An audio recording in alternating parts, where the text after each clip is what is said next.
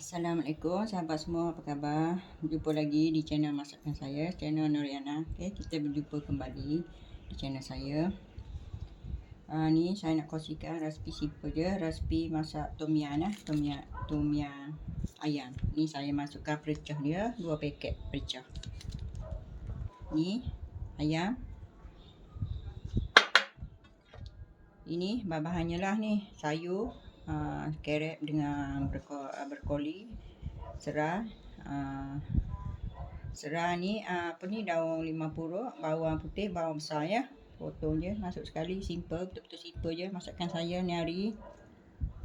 Okey, bismillahirrahmanirrahim. Kita masukkan air dulu ya.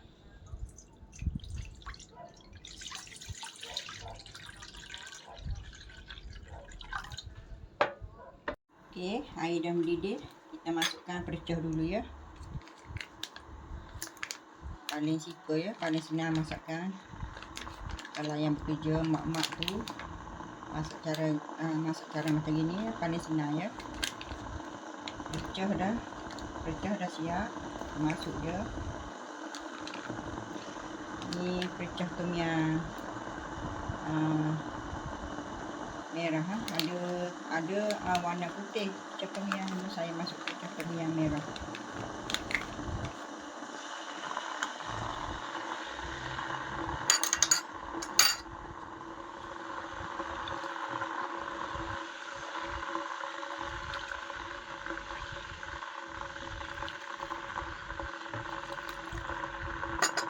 Okey, kuah dah mendidih kita masukkan ni, saya masuk sekali je daun apa ni, daun 5 puruk ni. Daun 5 puruk ni tulang tengah ni saya buang Ni masukkan serai, bawang putih, bawang besar, masukkan je ni Simple je masak ya, betul-betul simple. Senang dan mudah. Yang mak-mak bekerja tu boleh masak cara macam gini ya. Kalau dah terlalu lapar sangat kan, masa masak macam gini paling senang.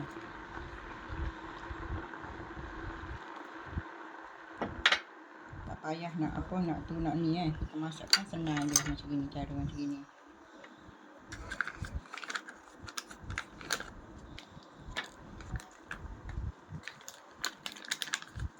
Simple, senang dan mudah orang cakap ya.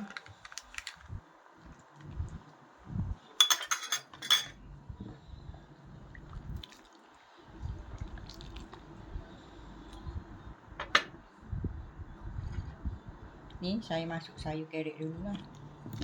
Carrot juga. Kalau ada cendawan tu masuk cendawan Bolehlah masuk perasa garam, rasa apa-apalah ya. Selera masing-masing ya.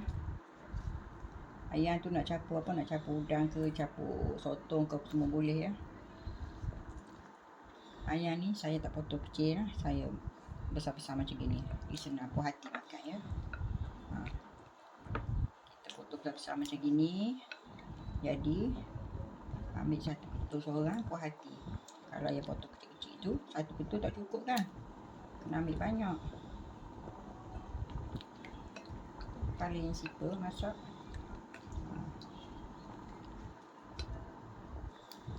Kalau nak pedas lagi, masukkanlah cili padi ya.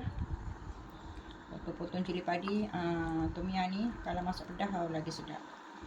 Potong-potong cili padi.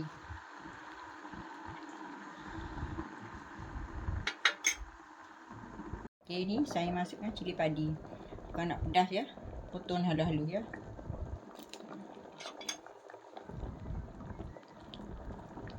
Alhamdulillah dah siap ya kawan. Kawan boleh cuba dah resipi simple ni.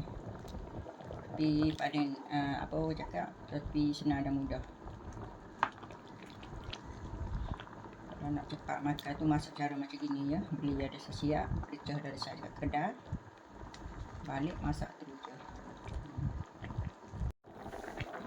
Okey. Assalamualaikum sahabat semua. Kita akan berjumpa lagi di channel masakan saya. Dah siap masak ni. Alhamdulillah. Siapa nak kongsi resipi simple ni, saya izinkan.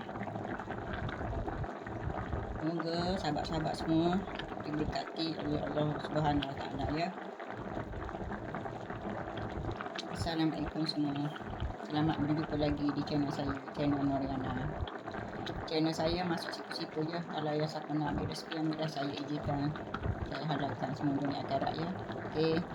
Bye-bye semua.